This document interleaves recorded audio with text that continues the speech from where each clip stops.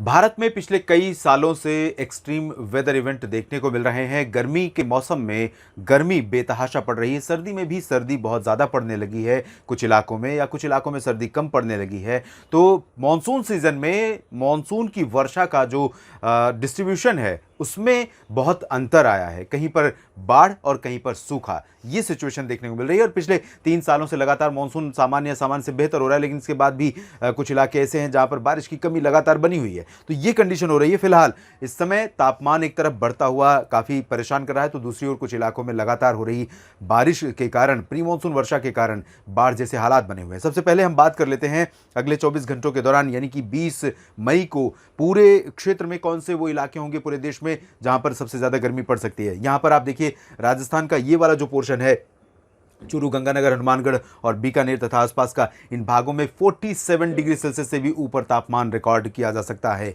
जी हां, लगातार पश्चिमी दिशा की शुष्क और बेहद गर्म हवाओं के कारण लू जैसे हालात रहेंगे। ये पूरा पॉकेट दक्षिणी पंजाब, दक्षिणी हरियाणा इंक्लूडिंग दिल्ली और नॉर्थ वेस्ट उत्तर प्रदेश, जिसमें बुंदेलखंड का रीजन रहेगा, और साथ ही साथ साउथ वेस्ट का यूपी का रीजन, और साथ ही साथ साउथ ईस्ट का भी उत्तर प्रदेश का रीजन, इन सभी भागों में, यानी वाराणसी से लेकर प्रयागराज और फतेहपुर, कानपुर, लखनऊ आसपास के इलाकों के साथ साथ लखनऊ में फिलहाल थोड़ी सी स्थिति बेहतर रहेगी कंपैरेटिवली टू कानपुर, लेकिन गर्मी काफ़ी रहेगी। महोबा और ललितपुर, झांसी, ये वाला जो रीजन है बुंदेलखंड का, इन सभी भागों में, आगरा, अलीगढ़, मथुरा समेत ग्वालियर संभाग में, मध्य प्रदेश में और राजस्थान की बाकी सभी जगहों पर प्रचंड गर्मी का सामना करना पड़ेगा, क्योंकि हवाएं पश्चिमी दिशा की चलेंगी। 20 से 25 किलोमीटर प्रति घंटे की रफ्तार से हवा की स्पीड होगी, और हवाओं की गर्मी के कारण टेम्परेचर और बढ़ता हुआ दिखाई देगा इन भागों में।